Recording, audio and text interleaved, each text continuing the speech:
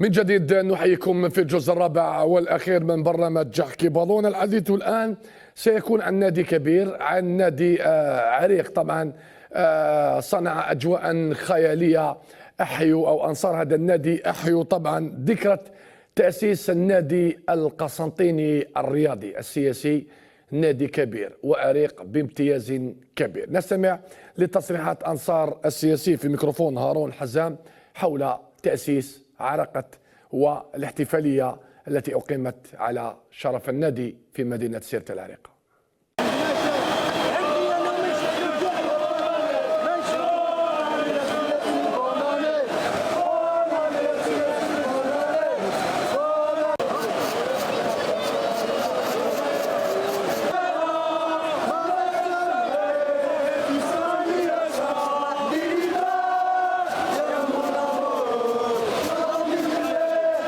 حفلتنا بأعظم يوم في العام، ألا هو تأسيس النادي الرياضي القسنطيني، عميد الأندية الجزائرية والإفريقية.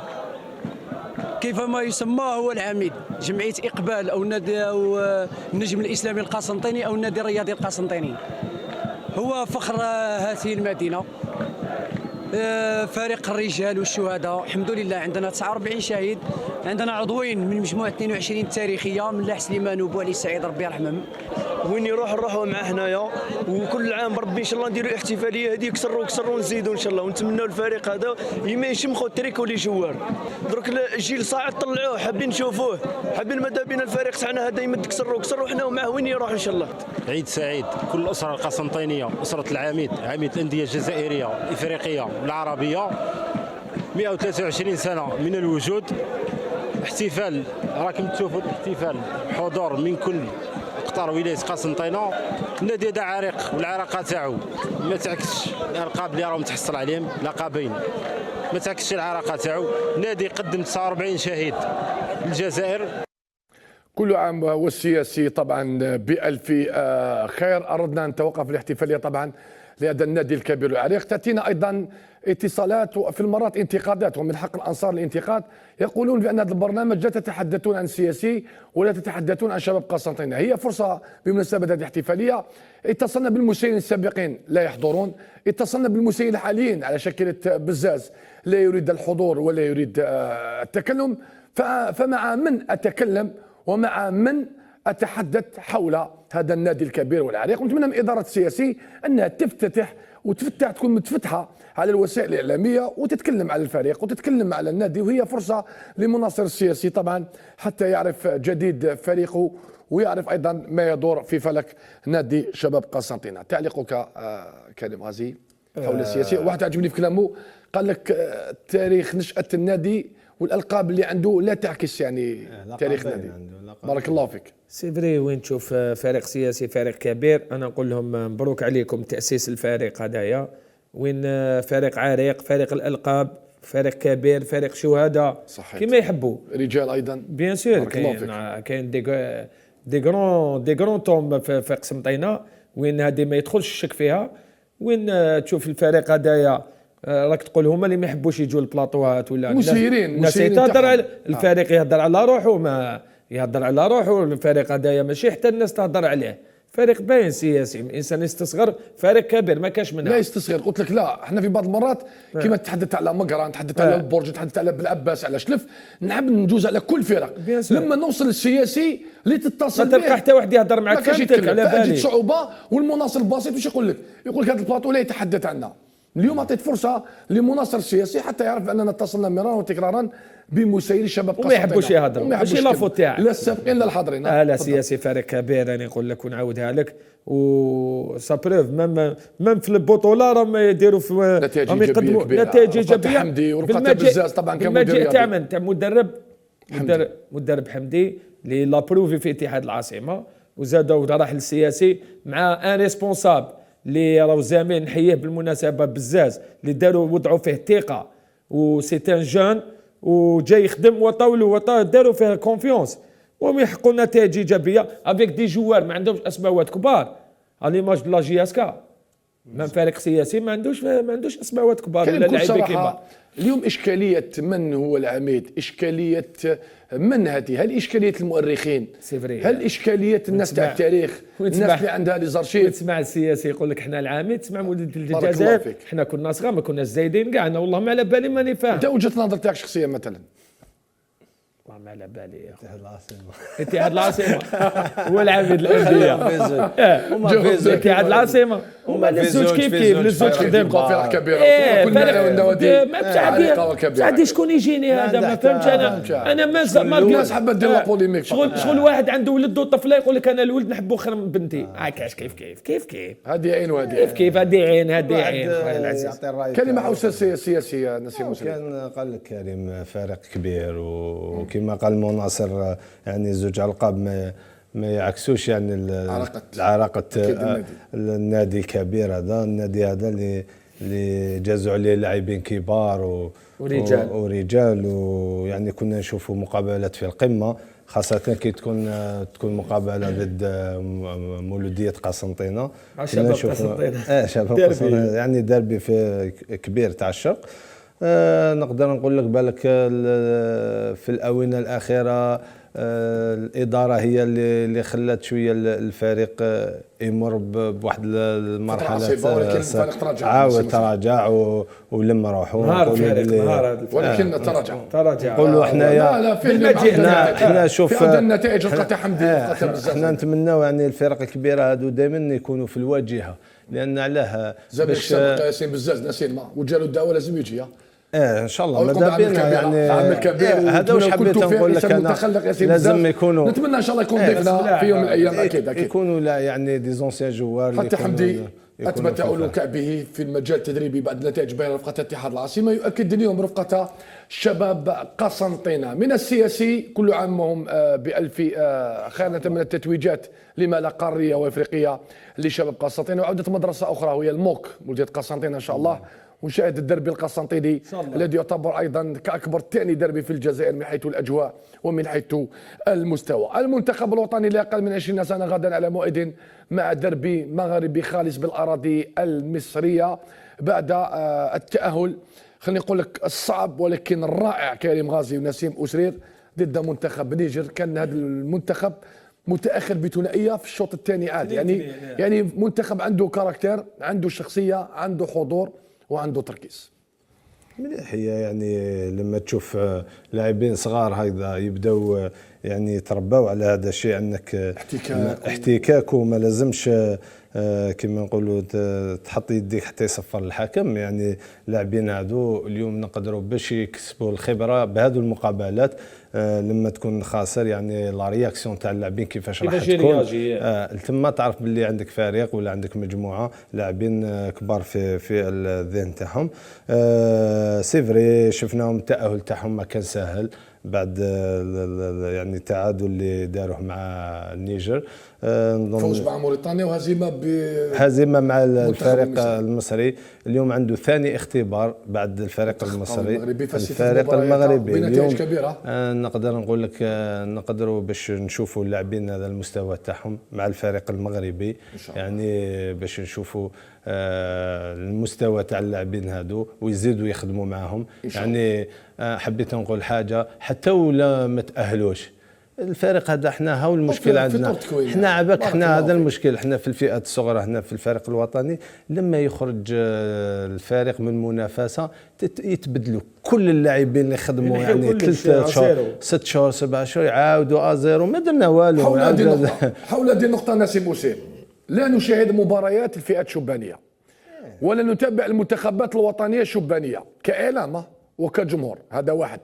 ثانيا لا نتحدث عن فئة شبانية إلا لما تكون منافسة قارية وعربية، وبعد هزيمة وبعد خروج نجوا في البلاطو ساعة وحنا نتكلموا ونهضروا وكيفاش وعلى ما جابش هذا ولا هذا. لابد أن نولي اهتمام بعدها ننتقد هذه الفئات الشبانية. كريم غازي كيف تنظر لمباراة غد ولمشوار المنتخب 4 نقاط في مجموعة خليني نقول كانت قويه، حتى موريتانيا فيها تشوبانيه منتخب قوي، النيجر. والنيجر منتخب النيجر ايضا سي فري. قوي، الهدف اللي ماركاهم ومنتخب مصري في- هدف رائع. هدف تاع بارك الله رائع يعني صح. مستوى على عالي. طريقة الكبار. صح. سي فري. كان نشوف دوك الكره الافريقيه راهي في تطور صحيح. ولا تكره. شوف النيجر رابحين الفريق الوطني تاعنا بهدفين لصفر. صحيح. شوف انا بلي كاين تطور، الناس تخدم صحيح. والناس تحب عندهم مدارس تكوين. مدارس التكوين. انا جو بونس كو نسيم هضر كلش، وين تشوف خليهم يخدموا يا ناس، خليهم يخدموا. حتى ولا نقص لا قدر ديروا الله، فيهم خلوا ثقة، المنتخب يكمل. ديروا بارك فيهم الله فيك. ثقة. وين تسيب محلاصات نحييه بالمناسبة، راهو يعمل في عمل جبار مع مراد سلاطني، هم يخدموا كيف كيف اون كولابوراسيون. وين لازم كريم غازي حول الانتقادات، تلقى انتقادات كبيره هذا محمد لاصيت، كان متاثرا، تكلمت معه شخصيا كمال. وتمنيت يكون موجود معه لانه في اجتماع تقني مع كمال. للعناصر الوطنيه، فاعتذر. كل توفيق لمحمد لاصيت والمنتخب الوطني. هذه الانتقادات كمال. لمدرب تاع منتخب شباني صح. شوفها نورمال بكل صراحه. واش نقول لك كمال، الله غالب احنا بكل بس مدافع عنا لا عندك الحق، عندك الحق. الناس قلبها مريض، هذا ما كان والله العظيم. على حسب كرة القدم تاعنا، كرة القدم تاعنا مريضة والعباد مرض. سيده ويخدم او يدير فينا نتائج ايجابيه وقرا، تحب ولا تكره. قرا عنده لي ديبلوم. انا خدمت معاه، انا خدمت معاه ادجوا مع سعدي، ونحيي سعدي ونطلب له ربي يجيب له شفاره وفي ريانيماسيون بني مسوس. ربي يشافيه. او مريض بالكوفيد ان شاء الله ربي يشافيه. وخدمت مع كريم غازي في اتحاد العاصمه خدم معنا محلاصات، نعرفوا كان اليوم لما انا كنت محلاصات لاعب به، لما كنت لاعب به. ومن بعد خدمت مع بوزيدي في الناد، ومن بعد حكم الفريق وحده. وعلاش ما خدمش؟ خدم وخدوك حاكم فريق وطني او حاكم فريق الوطني، فهمتني؟ حاكم فريق الوطني انا نتمنى له كل توفيق. كريم لو كان انت ونجاح. مدرب تاع فئه شبانيه وتتلاقى انتقادات هكذا، انت راك تحضر فريق انا جديد. لعبت الفوتبال ما كانش اللي يهضر معايا، ما كانش واحد كريم. اللي يهضر نزيد نهضر اكثر منه. انا كيفاش كريم؟ نهضر اكثر منه. كيفاش؟ نحكم ليك الناسيونال، نقعد نخدم انت تجي تكسرني، تهضر انا نهضر ونرجعك والو، باسكو انا لعبت صحيح. 20 سنه سينيور. كيفاش تجي وين خويا؟ وين اتحاد العاصمه؟ كافيه 20 سنه كافيه. اتحاد عاصمه صحيح. مولوديه الجزائر، صحيت. ترجي مصرية. تونسي ونصر حسين الله داير فريق الله. كبير، صح. مدرسه كرويه. وينك حتى انت كريم غازي؟ اكثر ما سورتو كان تقدر انت ما لعبتش. تقدر تخدم بريمير ديفيزيون ترينر كريم. بيان سور نخدم، على ما نخدم. انجاجيت كريم. حنايا ما يمدوش الاخر، ما يمدولكش لا شونس باش تخدم ولا تزيد تبرهن ولا تزيد تكبر اسمك. هنا مالغري انت اسمك كبير يكسروك باش تولي والو. للاسف. الحمد لله شدها للأسف. في ربي. نتمناو إن شاء الله ويجي الوقت نحكم ايكيب ونطلعهم ونبدا من التحت ونجي طالع، وعندي لي كاباسيتي ونحكم باذن الله فريق. علاش لا؟ خدمت معك صاص، عندي ثقه في خدمنا كولابوراسيون في بون سيني جوار. صحيح. جا جوار صاحب صاحبي، خو صاحبي نو ماشي سونتيمون. خو صاحبي جا حب يلعب. انا كنت 38 كنت 38 عطيت له لا ليسونس تاعي افيك بليزير، وقعدت باسكو حومتي لوامير قعدت اون كولابوراسيون نعاون في امين اكثر. كنت مدرب مساعد ولا لا؟ ما كنتش مدرب، كنت نعاون. نسيم مشري. شو نقول لك كمال؟ شوف انتقادات هذو نسيم، انتقادات يكونوا انتقادات. مدرب في اولمبي ديال كمدرب شوف حراس. والله يا نسيم ماكش تفكر تولي مدرب رئيسي؟ لما لا؟ عندك مؤهلات، عندك الهدوء، عندي عندك القبول، مؤهلات، عندك سي تري امبورطون. ولكن نحب نكون في يعني كمدرب حراس. مدرب حراس يعني في الميتي تاعي نحب نمد الخبره تاعي للشبان هادو. على ذكر الحراس يقولوا عندنا حراس ناقصين في الجزائر. نشاهدوا خضيريه سن متقدم ممتاز، نشاهدوا زيماموش في سن متقدم لا زال الاساسي، نشاهدوا سيدريك ما عندناش الحراس، ما عندناش لا رولاف. تفضل. شوف باش نقول لك الانتقادات تاع لاصات. لا حبيت السؤال معليش هضر على لاصات والسؤال تاع الحراس ثاني. دوك نزيد نقول لك على الحراس، لان شوف معليش باش نوضح لك امور، خاطرش كريم راك تعرف فرفاره كمل. فئه شبانيه هي صعيبه كاع في الاختيارات، باش يكون في علمك المدرب لما يعطوا له مهمه تاع فريق وطني، باسكو كامل كاين لاعبين تلقى واحد 100 150 كامل صحيح. عندهم امكانيات صحيح. ولكن هذا يعني يفوت هذا وكل لي بارون كيما يقول الاب تاع فلان ماذا به وليدو يكون في ليكيب ناسيونال. دونك انا واش نقول لك، مادام والمدرب يقدر يخطأ في حاجه صغيره، في خيارات واحد على واحد، ما يقدرش يخطأ في 20 لاعب ولا 25، ولهذا يكونوا انتقادات. ولكن واحد كي ينتقدوه التملي يزيد يخدم ويبرهن، لان الانتقادات كاينه وما تحبسش. لازم انت باش تحبسها بالعمل تاعك. خلينا سؤالي حول الحراس. حول الحراس ما كاينش عندنا في الفئات فئات شبانيه، لان شوف باش يكون عندك، لانه ما فيش مدرب حراس نذكروه في الفئات الشبانيه. اكزاكتومون. باش تكون حارس كبير لازم تبدا من المينيم وتجي طالع. صحيت. تكون عندك اون باز تاع حارس مرمى. دونك حنايا خدمنا حراس مرمى في الاكابر. كان دي فوا يجيبوا لك دي غارديان هو الله غالب عليه، كان يلعب لتحت ما كانش دي زونترينور تاع لي غارديان يلعب ومن بعد انت في عود نتايا اونترينور في تلقاه واجد في ناسيونال 1 ولا ناسيونال 2، انت تجيب له لا فورم باش يكون واجد في البطوله. انت لا تعاود له لا باز، تعاود له كيفاش يحكم لا با، كيفاش يبلاصي روحه، كيفاش يخرج. هادو الامور هادو لازم يكونوا في الفئات الشبانيه. وحنا المشكل علاه في الفئات الشبانيه باسكو ما يخلصوش كامل، ما يخلصوش خويا. حتى ويخلص اونترينور وري اللي يخلص 2 ملايين ونص ولا 5 ملايين ما يديهمش عام كامل. هل نقول فترة ميركاتو ستكون صعبة للفرق في اختيار حراس في القسم الاول؟ ما كاش حراس، ما كاش لابد ان نخصص الموضوع. شوف يا كمال برنامج الحراس. شوف اصبر نقول لك حاجه. شوف فريق اللي ما يكونش عنده حارسين ولا 3 في المستوى حارس الاول والثاني يتنافسوا على المركز الاول، يعني ما يقدرش ماشي تلعب بحارس واحد والاخرين اونطريني قال عندي جول يلعب هذاك الجول واحد. دونك ما كاش ماشي عندي لي غارديان، عندي غارديان. حتى في الفرق الوطنيه، حتى في الفريق الوطني اليوم ولينا نشوفوا مبولحي احسن حارس يعني في المنتخب الوطني، وما كاش اللي يقدر يزعزعه. علاش؟ باسكو علاه المستوى تاع الحراس اللي عندنا في البطوله مستوى متذبذب. اليوم يدير لك ماتش باب، غدوه هو يهردها على كل غير غدوه هيدا. دونك لازم يكون باش يكون عندك شو نختم لك هذه، باش يكون عندك حارس ممتاز لازم لك مدرب ممتاز. وكذلك نوعدك ونوعد كل مدربي الحراس والحراس السابقين باننا سنخصص موضوع ندره الحراس في الفئات الشبانيه وحتى في فرق القسم الاول الرابطه الاولى والقسم الثاني. الحديث الان سبق قبل هذا نقول الف مبروك لغاني معسكر الذي صعد اليوم بعد فوزه على وداد مستغانم بهدف مقابل لا شيء. حظ موفق لوداد مستغانم. الف مبروك لحمراء النابا اللي صعدت امس ضد جيل تبسه عن طريق ضربه جزاء في الوقت بدل الضائع. والف مبروك لاتحاد ورقله بعد فوزه ايضا بضربه جزاء سجلها مهاجم فريق اتحاد ورقله ضد نادي اتحاد واتسوف. وحظ موفق غدا لوفاق سلوزلان واتحاد الحجوط وايضا مولوديه البيض وايضا فويعل فريق ايضا ينشط من منطقه اضرار. حظ موفق لكل هذه الفرق. اليوم المولوديه فازت بثلاثيه مقابل هدفان في مباراه رائعه. بدايه كانت قويه للوفاق. الوفاق ايضا ضيع فرص. المولوديه سجلت في الشوط الاول هدف ثاني تعادل رفض، قيل بانه هدف كان شرعي، ولكن الشوط الثاني لمسه نغيس عوده المولوديه، حتى انه الوفاق ايضا عن طريق ندوسي ضيع فرص سانحه لتسجيل الشعال ادى مباراه في المستوى. هنا تشوف باللي الخبره غلبت الاراده. كيفاش؟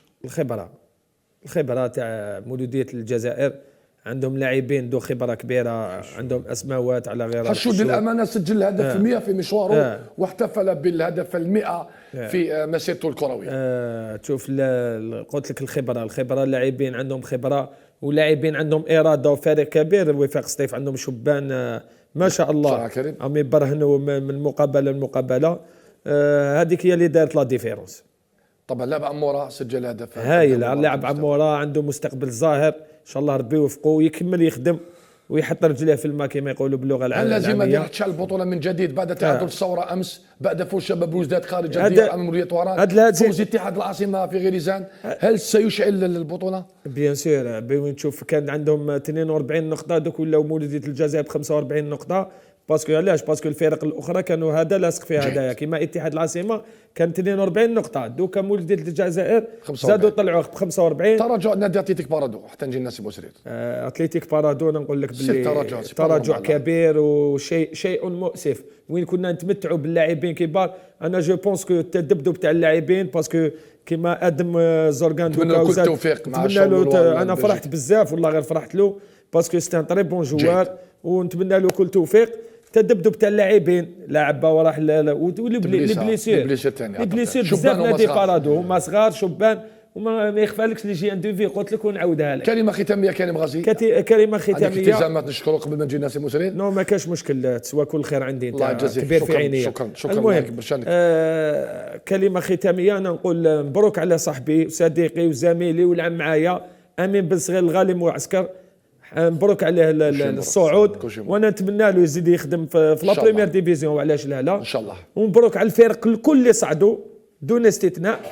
وانا نقول نور الدين سعدي ربي يجيب له الشفاء. دعواتكم يا ايها الاخوه الكرام، دعواتكم الشيخ نور الدين سعدي راهو في حاله. ربي شافي نور الدين سعدي المدرب المتوج بكاس افريقيا، المدرب بالفد، المدرب الكبير، وايضا الشفاء نتمناه لمراد بوطاجين زميلنا واستاذنا ربي شافيه، ايضا مصاب بوباء الكورونا هو العائله تاعو، الشفاء لاخونا واستاذنا وحبيبنا وزميلنا مراد بوطاجين. ايضا استاذ اخر يزيد وهيب متواجد بالمستشفى امراض القلب، نتمنى الشفاء طبعا ليزيد وهيب ان شاء الله يعود سالما مؤافى. رضا زروق زميلنا من اذاعه البهجه نحيوه الانسان المتخلق، وتحيه حاره وخاصه لعليوي عمر عليوي اللي زاد هذا 8 سنوات وينتظر في طفل، ربي يرزقه بطفل، واليوم احتفل بعيد ميلاده الاول يعني السنه الاولى لعليوي محمد يونس. خويا عمر يتربى في عزك يونس ان شاء الله، وان شاء الله ينجح لك ويولي ان شاء الله انسان اطار كف عيد ميلاد سعيد لعليوي محمد يونس، وللاب وللوالده طبعا نحيوهم. كلمه ختاميه اسامه نختم كمال واحد برك شندر السيملياني. تفضل خويا تفضل اخويا نحيي جيتنا ما نقولش ديديكاس خويا شندر السيملياني وولادو الله يبارك. ربي يحفظك. نسيب في ما نختموا يعني اولا نهني البنات تاعي على النتائج يعني ممتازه ما شاء يعني الله ما شاء عندي الله. وحده يعني في السانكيام هاله اللي جابت تقدير سانكيام سيزيام معليش تقدير ممتاز. وعندي خلي يدير لها انا والله ما درت اهداء بنتي. لا انا فكرتك كان بعطي لها اسماء يحفظك في الله بنتي ربي يطول لها عمرها. اش كيف انا فكرتك نورمالمون في الله تزعف عليك. لا هضر مع البنت. هضر مع الكاميرا. انا نهضر معهم كامل. ربي يحفظكم. انا نهنيهم على النتائج بالاسم. وسرير هاله، وعندي بنت خويا يعني تريتاج اللي جابت سيزيام، وعندي كتكوته صغيره جابت 9.90 في الابتدائي، وراني نستنى ان شاء الله. كتكوته شكون اسمها؟ ملاك. قولها اعطينا اسمها. ملاك اللي جابت نتائج هايله، ويعني راني نستنى في البيام ان شاء الله بنتي انفال ان شاء الله ان شاء الله. وسرير عبد الرؤوف ما هو جاب نتائج لا باس. الله يبارك. وتحيه طبعا للعائله تاعك وتحيه للعائله تاعي. سورتو العجوز ما انا العجوز يعني اللي راهي مريضه ان شاء الله ربي يشافيها. يعطيك الصحه. غادي نتمناو الشفاء لكل الناس اللي راهم مرضى ان شاء الله. شكرا لك نسيم، وسيكون سعيد بتواجدك معي، وشكرا لك كريم غازي، شكرا لكادر، وشكرا ايضا طارق زكي ايضا نحيوه، وشكر لطفي ايضا نحيوه ايضا. شكرا لحمزه بن ركساس في الاخراج طبعا هذا العدد رفقه نجيب بالليله. شكرا لك يا والدي يا رئيسي على الاشراف، على المجهودات، على كل ما تقوم به لانجاح هذا العدد بطريقه احترافيه. مروان على هندسه الصوت بارك الله فيك، والشكر ايضا لوليد مرجاوي رئيس القسم الرياضي. يوم الجمعه موعد جديد في امان الله.